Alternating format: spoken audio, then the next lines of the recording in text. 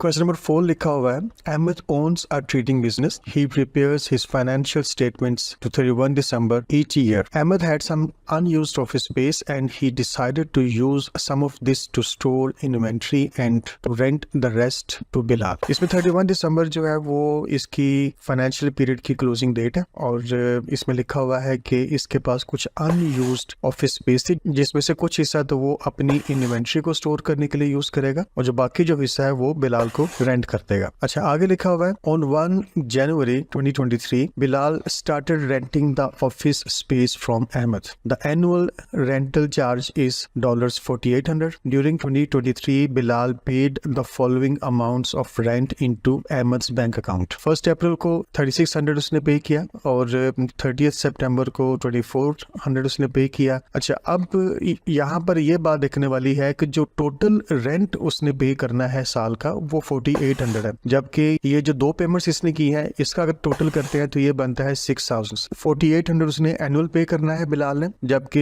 ये जो दो पेमेंट्स हैं इनका टोटल 6000 बनता है। दैट मीन्स कि उसने ज्यादा पे कर दिया। अब इसने कितना ज्यादा पे किया, अगर इन दोनों अमाउंट्स का डिफरेंस ले लें तो वो बनता है $1200 और ये जो अमाउंट है ये बेसिकली अहमद के लिए अनअर्न्ड इनकम है, यानी कि ये वो इनकम है जो रिसीव्ड इन एडवांस है। रिक्वायर्ड लिखा हुआ है part A, prepare Ahmed's rent receivable account for the year ended 31 December 2023, balance the account and bring down the balance at 1 January 2024। चलिए इसको शुरू करते हैं और यहाँ पर आपको पता ही है जो रेंट रिसीवेबल अकाउंट होता है ये बेसिकली एक एसेट अकाउंट होता है। चलिए हम स्टार्ट करते हैं कि बिलाल ने टोटल जो पेमेंट की है 6000 की, इसका इफेक्ट क्या है। और ये बात भी याद रखने वाली है कि जो बिलाल ने 6000 पे किया है उसकी वजह से अहमद के बिजनेस का जो बैंक अकाउंट है वो इंक्रीज हुआ होगा, बैंक अकाउंट यानी कि एसेट अकाउंट इंक्रीज हुआ होगा, और दूसरी तरफ जो रेंट रिसीवेबल अकाउंट है वो डिक्रीज हुआ होगा। तो ये दोनों जो एंट्रीज हैं अप्रैल 1 की और 30 सितंबर की, इन दोनों की एंट्री सेम होगी। चूंकि जो रेंट रिसीवेबल अकाउंट है ये क्रेडिट हो रहा है तो लिहाजा हम रेंट रिसीवेबल अकाउंट की क्रेडिट साइड पे लिखेंगे बैंक अकाउंट 3600। इसी तरह 30 सितंबर को जो पेमेंट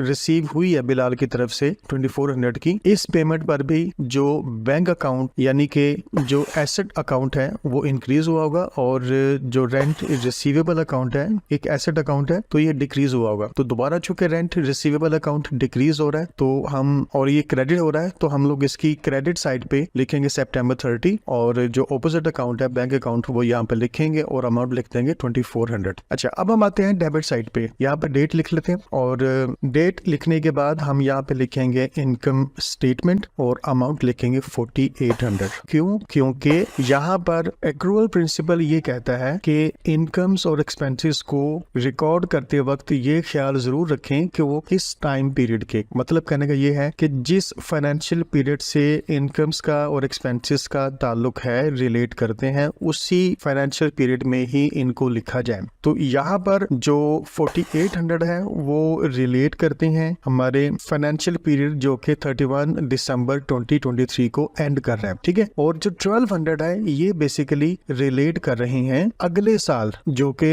31 दिसंबर 2024 को एंड होगा, ये उससे रिलेट करते हैं, तो लिहाजा इनको नहीं लिखेंगे, हम सिर्फ और सिर्फ 4800 यहाँ पर लिखेंगे। अब हम देखते हैं क्रेडिट साइड बड़ी लग रही है, इसका टोटल कर लेते हैं 6000, इसी टोटल को डेबिट साइड पे लिख लेते हैं और इन दोनों अमाउंट्स यानी कि 6000 और 4800 का जो डिफरेंस है वो निकलता है 1200 और ये बेसिकली बैलेंस सीडी है, इसको यहाँ पे लिख लेते हैं। और अगले साल के लिए क्रेडिट साइड पे 2024 लिख के जनवरी 1 में बैलेंस ब्रॉट डाउन लिख लेते हैं 1200 का, क्योंकि ये जो 1200 है ये इनकम रिसीव्ड इन एडवांस है। यहाँ पर आपने ये देखना है कि जो दोनों बैंक अकाउंट्स हैं इनको एग्जैक्टली यहाँ पर रेंट रिसीवेबल की क्रेडिट साइड पर लिखने का 1 मार्क मिलेगा और 1 मार्क आपको इनकम स्टेटमेंट में 4800 एग्जैक्टली पोस्ट करने का मिलेगा और 1 मार्क आपको जो बैलेंस ब्रॉट डाउन करने का वो मिलेगा, बिकॉज ये रिक्वायर्ड था कि इसका जो बैलेंस है वो ब्रॉट डाउन जरूर करें 1 जनवरी 2024 में, यूँ आपके जो 3 मार्क्स हैं वो सिक्योर हो जाएंगे। ठीक हो गया जी। नेक्स्ट लिखा हुआ है कि Ahmed sold old office equipment for $1350 on 3 January 2023 on credit to Rahat. The equipment had been purchased for $3200 on 1 January 2021. ऐसा है कि जो एसेट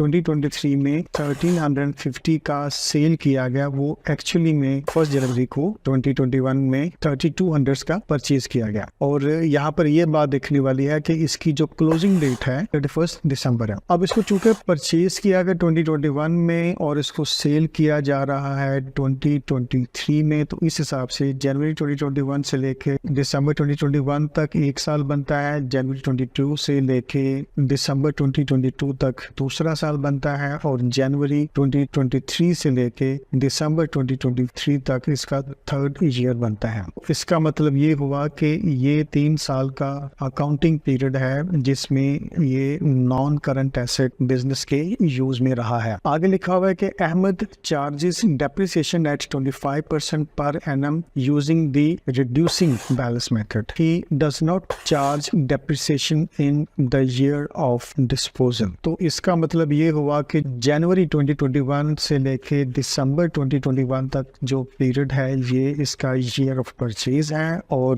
जनवरी 2023 से लेके दिसंबर 2023 तक जो टाइम पीरियड है वो इसका ईयर ऑफ सेल है। लेकिन पॉलिसी ये है कि जिस साल इसको डिस्पोज ऑफ किया जाएगा उस साल की डेप्रिसिएशन चार्ज नहीं की जाएगी। तो इसका मतलब ये हुआ कि हम सिर्फ ये 2 साल के जो डेप्रिसिएशन है वो कैलकुलेट करेंगे। ठीक हो गया, चलिए डेप्रिसिएशन कैलकुलेट कर लेते हैं। यहाँ पर लिखा हुआ है कि 25% पर एनम के रेट से डेप्रिसिएशन चार्ज की जाएगी। ठीक है, तो चले यहाँ पर हम लोग लिख लेते हैं कॉस्ट प्राइस ऑफ इक्विपमेंट जो कि $3200 की है, और इसमें नीचे कैलकुलेट कर लेते हैं डेप्रिसिएशन ऑन दिसंबर 2021 की जो कि 3200 का अगर 25% लिया जाए तो वो 800 बनेगा। देन हम लोग जो दूसरा साल है उसकी डेप्रिसिएशन भी कैलकुलेट कर लेते हैं दिसंबर 2022 पर जो कि बनेगी 3200 में से जो पुरानी डेप्रिसिएशन है पिछले साल की 800 वो माइनस करेंगे, और इसका जो भी बैलेंस अमाउंट बचेगी उसके ऊपर 25% चार्ज करेंगे तो ये बनेगा 600। और अगर 800 और 600 दोनों को ऐड किया जाए तो हमारे पास एक्यूमुलेटेड डेप्रिसिएशन या जो प्रोविजन ऑफ डेप्रिसिएशन है वो बन जाएगी जो कि अमाउंट बनती है $1400। ठीक हो गया।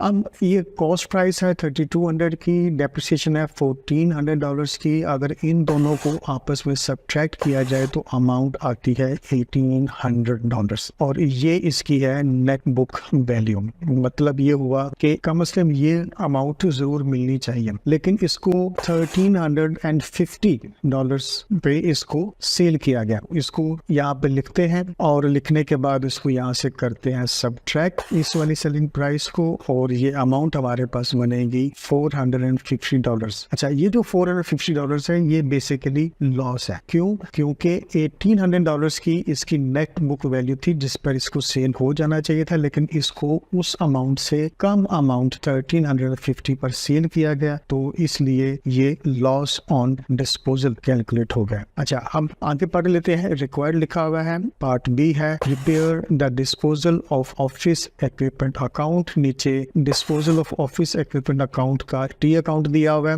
और ये बात आपको पता ही है कि जो डिस्पोजल अकाउंट होता है ये बेसिकली एक टेम्परेरी अकाउंट है। इसका जो रिजल्ट है वो इनकम्स एंड एक्सपेंसेस की शक्ल में हमें मिलता है। तो चले इसको स्टार्ट करते हैं। डेबिट साइड में लिखते हैं 2023 और नीचे लिखते हैं जनवरी 1, और यहाँ पर हम अपने जो ऑफिस इक्विपमेंट अकाउंट का जो टी अकाउंट होगा वहां से अमाउंट ट्रांसफर करके यहाँ पे लिख रहेंगे। तो यहाँ पर उस अकाउंट का नाम लिखेंगे ऑफिस इक्विपमेंट अकाउंट, और इसकी जो कॉस्ट प्राइस है $3200 की वो यहाँ पर लिखेंगे। ये आपको पता ही है, ये बेसिकली वहां से ट्रांसफर होती है। ठीक है, उसके बाद हम क्रेडिट साइड पे लिखते हैं 2023 और जनवरी 3 डेट, जनवरी 3 इसको लिखना है बिकॉज जिस डेट पर डिस्पोजल हो रहा है उसी डेट पर ही बाकी तमाम वैल्यूज है वो हम लोग लिखेंगे। लाइक जो इसकी एक्यूमुलेटेड या प्रोविजन फॉर डेप्रिसिएशन है वो भी इसी डेट पर लिखी जाएगी, इसकी जो सेल्स प्रोसीड्स हैं वो भी इसी डेट पर लिखी जाएंगी। तो चलें यहाँ पे लिख लेते हैं प्रोविजन फॉर डेप्रिसिएशन, और ये कितनी अमाउंट है, ये बेसिकली है $1400 की जो हमने यहाँ पर कैलकुलेट की हुई, इसको यहाँ पे लिख लेते हैं 1400। देन उसके बाद हम देखते हैं कि इसकी सेल्स प्रोसीड्स कैसी हुई है। तो इसको बेसिकली क्रेडिट पर राहत को सेल किया गया है। अब राहत बिजनेस का एक रिसीवेबल बन जाएगा, आई मीन एक एसेट बन जाएगा। तो इस ट्रांजैक्शन की वजह से राहत इंक्रीज होगा तो हम इसको डेबिट करेंगे और disposal of office equipment account को क्रेडिट करेंगे। अब चूंकि ये क्रेडिट हुआ है तो इसलिए disposal of office equipment account की क्रेडिट साइड पर इसका जो ऑपोजिट है यानी कि राहत अकाउंट, हम लोग वो यहाँ पे लिखेंगे राहत अकाउंट और अमाउंट लिखेंगे इसमें 1350, यानी कि ये बेसिकली सेल्स प्रोसीड्स हैं। अब हम इसका टोटल कर लेते हैं। मुझे बेसिकली डेबिट साइड बड़ी लग रही है तो इसको नीचे लिखते हैं 3200 और इसी अमाउंट को यहाँ पर क्रेडिट में भी लिख लेते हैं 3200 को, और इसमें से हम लोग ऊपर वाली दोनों फिगर्स को सब्ट्रैक्ट करेंगे तो ये जितनी भी अमाउंट बनेंगी इसको बेसिकली इनकम स्टेटमेंट में ट्रांसफर कर देंगे और ये बेसिकली हमारी बैलेंसिंग फिगर है, ठीक है, जो कि बनती है $450 की। और इसको वैसे भी रफ में हम ऑलरेडी कैलकुलेट कर चुके हैं और ये देखिए अमाउंट हमारी इसके साथ मैच कर गई है। ठीक होगी बात। अब ऐसा है कि ये जो एक्यूमुलेटेड डेप्रिसिएशन कैलकुलेट की गई है $1400 की, इस कैलकुलेशन पर आपको 1 मार्क मिलेगा और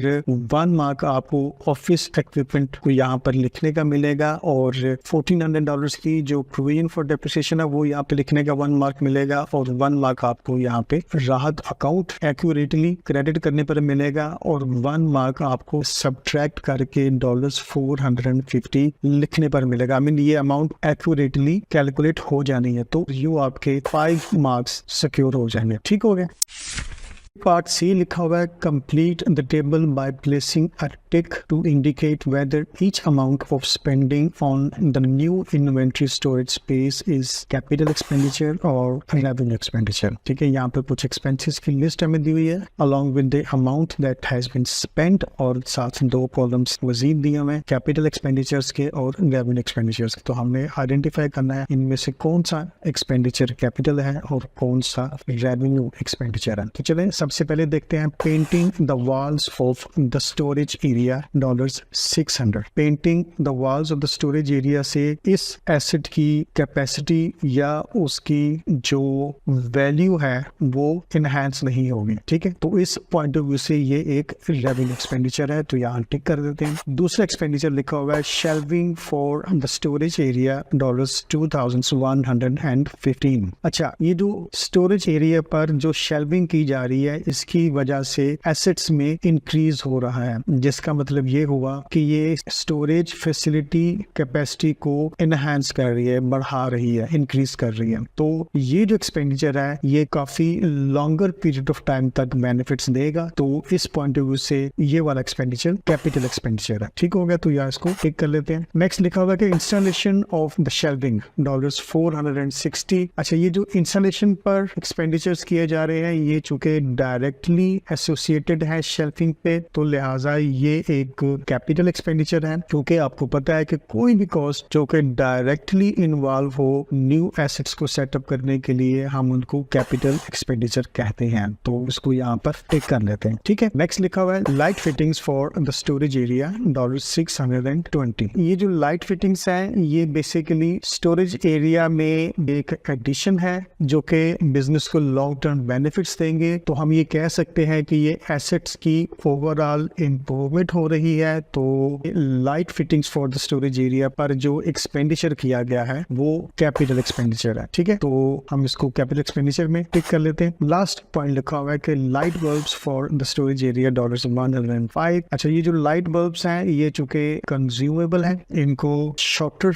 टाइम पीरियड में इनको यूज किया जा सकता है और इनको मेंटेनेंस इनकी बार बार चाहिए होगी। ठीक है, ताकि इस फैसिलिटी को बिजनेस एंजॉय कर सके। तो ऐसे कोई भी एक्सपेंसेस या ऐसी कोई भी कॉस्ट जो कि रेकरिंग हो रही है, जो बार बार होती है, वो बेसिकली एसेट्स की वैल्यू में कोई इंक्रीज नहीं करती, उसमें कोई एनहांसमेंट नहीं आती। तो इस पॉइंट ऑफ व्यू से ये जो लाइट बल्ब लग रहे हैं ये बेसिकली बिजनेस के रेवेन्यू एक्सपेंडिचर्स हैं। ठीक हो गया जी, तो इसको हम यहाँ पर टिक कर लेते हैं। राइट,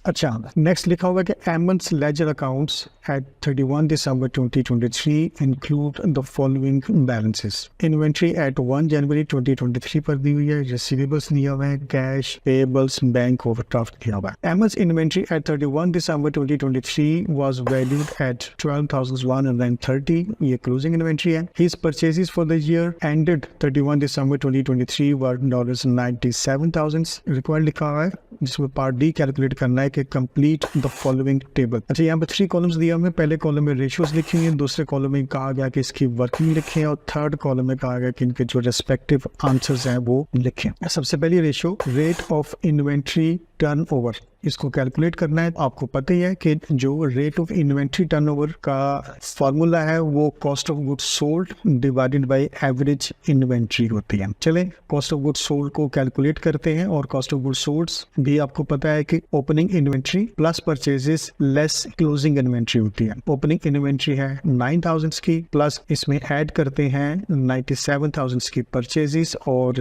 ये लिखी हुई है क्लोजिंग इन्वेंट्री 12,130 की, और इनको प्लस माइनस करके जो कॉस्ट ऑफ गुड्स सोल्ड हमारे पास आ रही हैं वो है 93,870। और नीचे है लिखा हुआ एवरेज इन्वेंट्री। इसका फॉर्मूला बड़ा सिंपल सा होता है कि ओपनिंग इन्वेंट्री और क्लोजिंग इन्वेंट्री को ऐड करें और उसको 2 पर डिवाइड करवा दें। तो ओपनिंग इन्वेंट्री है 9000 की और क्लोजिंग इन्वेंट्री है 12,130 की। इन दोनों को ऐड किया और 2 पे डिवाइड किया तो आंसर हमारे पास आ रहा है 10,565। डिवाइड करने के बाद जो आंसर हमारे पास आ रहा है वो है 8.88 टाइम्स, राइट। अच्छा, नेक्स्ट कैलकुलेट करनी है जी करंट रेशियो। और करंट रेशियो का जो फॉर्मूला है वो current assets divided by current liabilities होती हैं। करंट एसेट्स बड़ी आसानी से हम लोग कैलकुलेट कर सकते हैं कि करंट एसेट्स में हमारे पास देखें जी यहाँ पर रिसीवेबल्स हैं 6,180 के, कैश है 175 का, और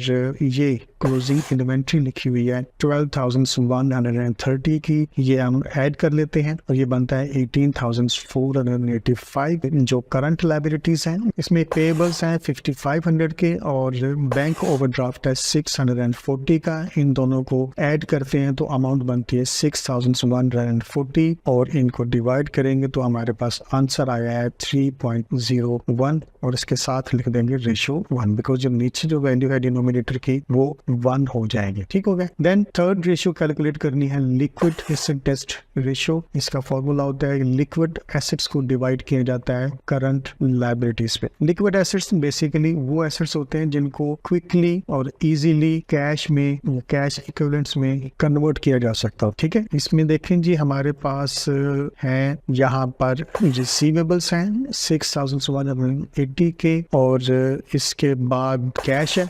175 का, और इसमें हम लोग जो क्लोजिंग इन्वेंट्री है वो नहीं लिखेंगे बिकॉज ये लिक्विड एसेट्स का हिस्सा नहीं है। उसकी रीजन ये है कि इसको अगर सेल करेंगे तो चांसेस ये भी हैं कि पैसे मिल जाएं, चांसेस ये भी हैं कि ये क्रेडिट पर सेल हो तो वो रिसीवेबल्स बन जाए, तो मतलब ये थोड़ा सा लॉन्ग टर्म प्रोसीजर हो जाएगा। मतलब इसको आसानी से और क्विकली हम कन्वर्ट नहीं कर सकते कैश में, तो इसलिए इसको नहीं लिखेंगे। बस ये 2 आइटम्स लिखेंगे। इन दोनों का टोटल बनता है 6,355 और हम लोग ऑलरेडी कैलकुलेट कर चुके हुए हैं करंट लायबिलिटीज जो कि 6,140 हैं और इसका आंसर है 1.03।